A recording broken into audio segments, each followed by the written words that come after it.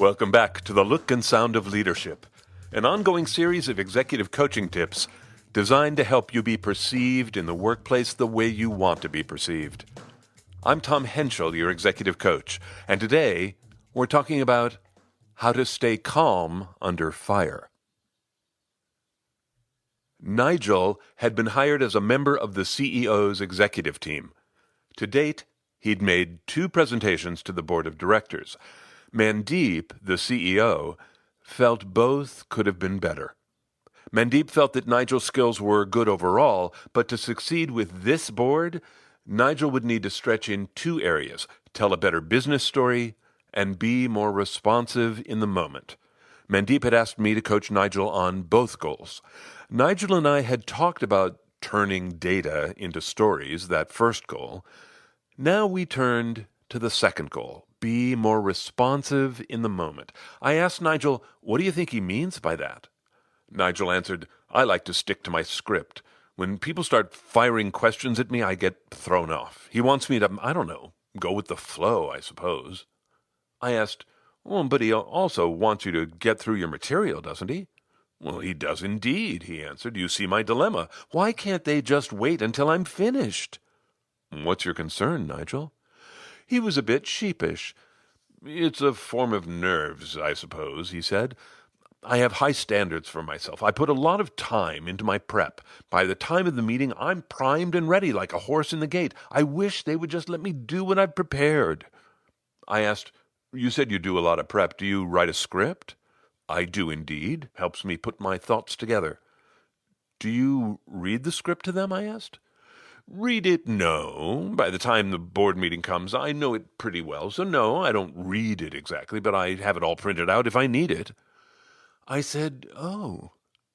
Nigel, what would you say if I suggested that the script might be part of why it's hard for you to be responsive in the moment? He took a second and then asked, you think wanting to stick to my script makes me grip the wheel a little too tightly? I shrugged. Well, if you're focusing on following your script instead of making connections with your audience, it'll be hard to stay in the present moment, yeah. He said, that frames it differently. Then he gave a little shudder. This is going to be a hard habit to break. I'm a bit of a control freak, you know. I gave a little laugh. Well, what if we just give you something different to control? Now it was his turn to laugh. That sounds delightful. I said, all right, I am going to give you a metaphor that is intended to give you an enormous amount of control. Are you ready? He said, ready.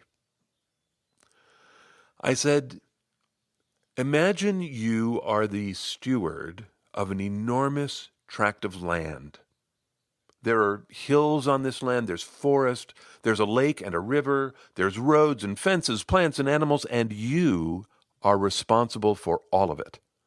And there are people too. They keep the land healthy. They have their boots on the ground. They are doing the legwork, but you are the steward. And those people, they come to you with questions when they need to, but for the most part, they know their jobs, and so do you. One responsibility you have as steward of the lands is to help people see the lands the way you see the lands. It is your job to create allies for the lands and supporters for the lands. So when visitors come from the outside, giving them a good experience, that's an investment in the long-term health of the lands. He raised a finger saying, you're imagining these visitors as the board of directors, aren't you? I mean, I've been accused of having a very sour face when I get a stupid question from the board. By your definition, I'm guessing that is not a good visitor experience. No, I suppose not, I laughed. But I do understand the feeling because, look, some visitors who show up are familiar with lands like yours, right? And some are not. So, yeah, there are going to be smart questions and dumb questions, but everyone is a possible ally. And it is your job to make allies. So what do? You begin to plan for the visits. You get intentional. You survey your lands. You ask yourself, if someone comes and is interested in, say, water conservation, what am I going to show them? Or if they want to know about invasive species, what am I going to show them? You begin to think of your land with giant signposts all over it. You assign meaning everywhere so you can tell the story of the lands. Like map making, he said. It is, I agreed. Now, here's a question for you. Suppose that you are all prepped for a group of visitors. You've got the tour all planned. You're going to start by showing them the fish hatchery. But when they show up, they want to see old-growth trees. What are you going to do? He said, show them the trees. I asked, without the sour face? Oh, I suppose, he said with a sigh. I am not so sure this gives me much control if they're the ones dictating the presentation.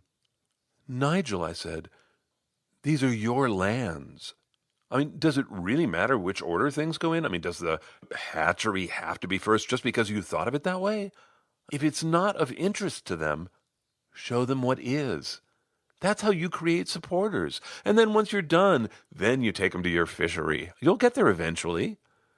He said, I'm trying to picture how this would actually work with the board, letting them ask me whatever they want to know about. We'll end up in the weeds for sure. It's like an invitation to a hijacking. I nodded, and to me, it feels like an invitation to a buffet. I imagine I'm the host who's laid out all this information about my lands. I am the expert. I'm the keeper of the knowledge.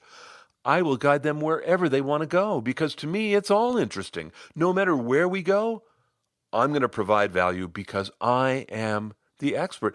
Nigel, let me tell you how far I take this.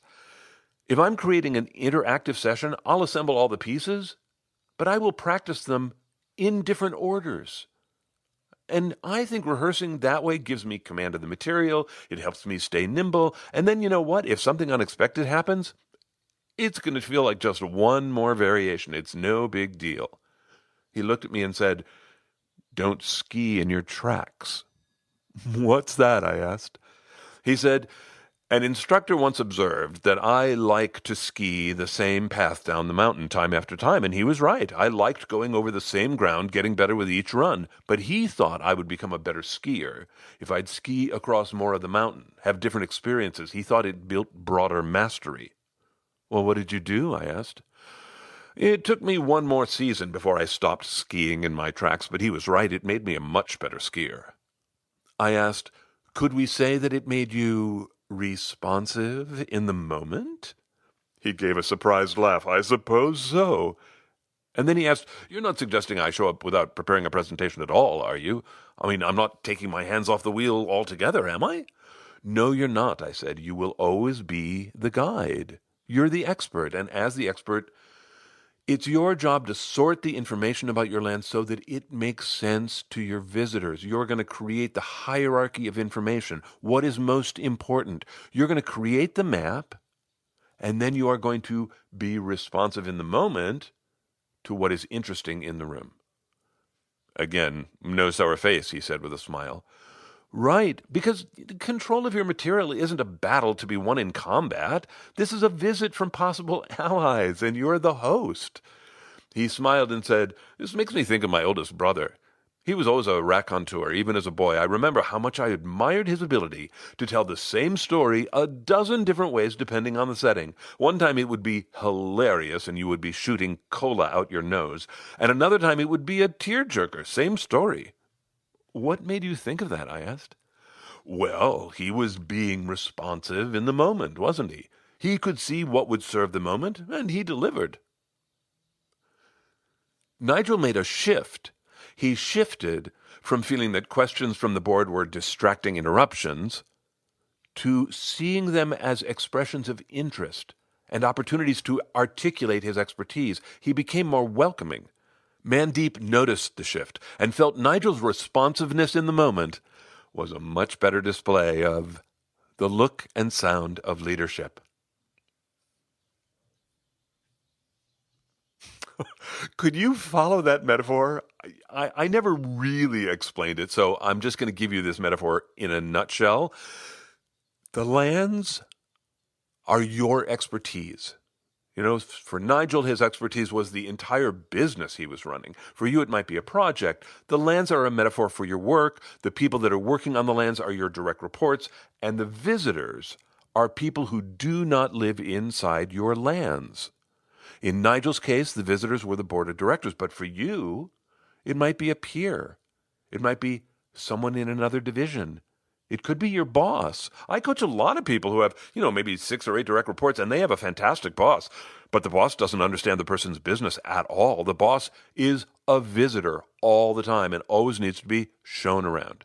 So that's the idea of the metaphor. I hope that's clear. A quick word of caution about it. This metaphor does not apply to all settings. So, for example, if you were giving a town hall, yes, you would have lots and lots of visitors to your lands, but it's way too big a group to be, quote, responsive in the moment, right? The metaphor doesn't hold. But it would hold if you were talking to a client. Yeah, I hope so. What about if it is an interruption from someone who is more senior, right? Because that can feel like a challenge, right? I would say yes, the metaphor applies. This whole metaphor of your lands and you being the expert and showing them where they want to go. And I think it is why this episode is called How to Stay Calm Under Fire, because things can feel like a challenge sometimes. So I am suggesting that there are 3 big ideas that are going to help you stay calm under fire. 3. You ready? By the way, interruption. Does anyone notice sorting and labeling? It's helpful, right? If you do not know about sorting and labeling, I'll put a link in the show notes. Go get it. It's the best. Okay. 3 skills for staying calm under fire. Here's the first one. Do not ski in your tracks. This is all about how you prepare. So I am suggesting that you prepare with intention. Yes, you think about your words ahead of time. Yes, maybe you rehearse them out loud like I do absolutely all the time. Maybe you turn them over in your head. But I am suggesting that when you rehearse, do not ski in your tracks. Do not say what you said yesterday. Find a different way to make the same point. It builds mastery in your language. And then when you present for real, I would say, again, don't ski in your tracks. Boy, we do this to ourselves all the time. Oh, there's that phrase that I said that was just perfect. What was it? Oh, I want to say it just like that. Look, if you can actually remember language like that easily, go for it. Do it. That's not a problem. But if you have to grit your teeth to remember it, if it distracts you for even 3 seconds, it's not worth it. Really, it ain't Shakespeare. I think it helps you to stay calm under fire if you don't go into it gripping the wheel too tightly, as Nigel said, right? With that kind of pressure on yourself. I have to say those words. I have to remember it that way. My experience is that sort of memorization pressure, it makes most people tense. And that is not a comfortable baseline if you're trying to stay calm under fire.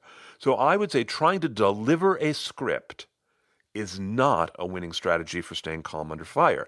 That's the first idea. Rehearse more loosely. Don't ski in your tracks. Here's the second idea.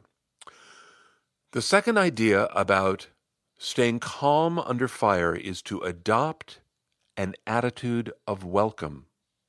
If you can adopt an attitude of welcome, you will notice that you hold your material much more loosely. And you will notice that you are no longer protecting it. You become a host. You're going to welcome people in. Your entire approach is not that of someone who is under attack, who has to defend the castle, right? You're not there to protect or defend. Your job is to welcome. So you say things like, that's a great question. We wondered the same thing. Or, I understand why it looks that way. You are welcoming. There is no combat. You are not under attack. If you really believe that you are not under attack, then it's pretty easy to stay calm, right? When you adopt an attitude of welcome, no one's firing at you.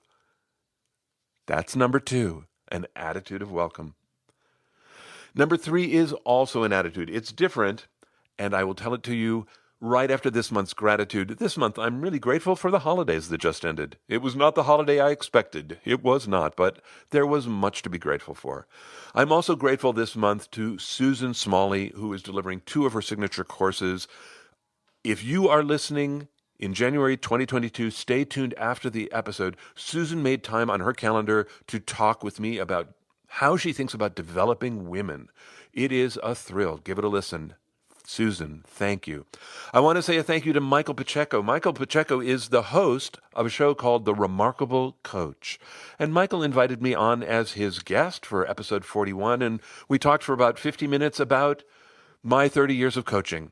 I know that there are a lot of coaches who listen to the show. This might be interesting to you. I don't know. Actually, I would really be grateful for your feedback. So let me know what you think of it. And thanks, Michael. Thank you to all the folks this month who have been visiting the website. I'm so glad you are finding these tools and resources helpful. We've just posted another one. It relates to some of the ideas this month of Nigel presenting to the board. The PDF that we put up there this month is one that supports the book called TED Talks. It's a book that was written by Chris Anderson. Chris Anderson has been the president of TED forever, and he wrote this fantastic book, like a guidebook on how to create a winning TED Talk. This PDF that we just posted is a reduction of that book into 3 pages. I created it for a client. It's really helpful. It's there. It's in the tool bin. Help yourself. There's lots there, as you know. So thanks. Help yourself. I am grateful once again to the people who are showing up for our free courses. You guys are fantastic. Thank you. It's such a pleasure to meet you. Thanks for being there. This month, the reviews came from the United Kingdom, Liberating Voice, and Artist Mentor, and then from here in the U.S., 66 Mustang Guy, and then from Portland, a fellow coach, Shandy W. Thank you so much, Shandy. And then from also here in the U.S., longtime friend of the podcast and personal friend of mine, Dave Stachowiak, host of Coaching for Leaders, wrote another review. Thank you. And I know what Dave was working on this one, which was Dave knows that we're almost at 1,000 reviews here in the U.S. in iTunes. And so we're really pushing people going, hey, will you put up a review and see if you can get us over the edge? But to all of you all over the world who do it, thank you. I am grateful. The third tool for staying calm. This is an attitude. It is a knowing. It is, I am the expert. That is the attitude. I am the expert. It is not arrogance. You can't have a welcoming attitude if you're arrogant, right? It's not arrogance, but it is the confidence that comes from knowing you are the expert. You may not be the only person who knows this stuff, and I am not suggesting that you are better than anyone else. I'm simply saying that about the things that you are talking about, you are the expert. So when I truly believe that I'm the expert, I don't need to defend anything. You might even intend an attack on me, but I just don't even receive it that way, right? Being the expert means that I accept I might be wrong. And even knowing that that is a possibility, I am still going to tell you what I know right now, today. I am confident. I am prepared. I am knowledgeable. I am the expert.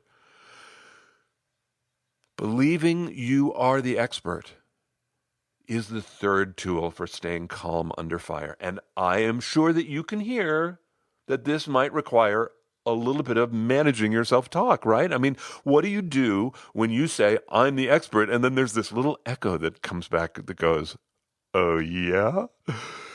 Right, what do you do? Look, if you are looking for tools, I've been talking about this for a long time. There's an entire category of episodes in the library called self-talk. It's right on this topic. So if you struggle with your inner critic, go to the self-talk category. The link's in the show notes. If you want more ideas to support you staying calm under fire, you might also look in categories of communication skills, executive presence, and presentation skills. If you think back to the beginning of this episode, Nigel had 2 goals, right? The first one was tell a better business story. That is actually last month's episode, and it is called How to Turn Data into Stories. If you want to dig deeper into the skills that Nigel and I were working on, you might start there. There's also a series of episodes that support that PDF that I was talking about. It has 3 episodes with a lot of tips and ideas about putting a presentation together. The 3 episodes are called Prepping Like a TED Talker, Talking Like a TED Talker, Performing Like a TED Talker. There are 2 other episodes that I really want to suggest to you. Number 1, the power of rehearsal, and then sorting and labeling. If you don't know sorting and labeling, really go for it. Stay tuned for Susan. If you're listening in January, you are going to love Susan. Okay, that's it for me. Until next time, I'm Tom Henschel. Thanks so much for listening.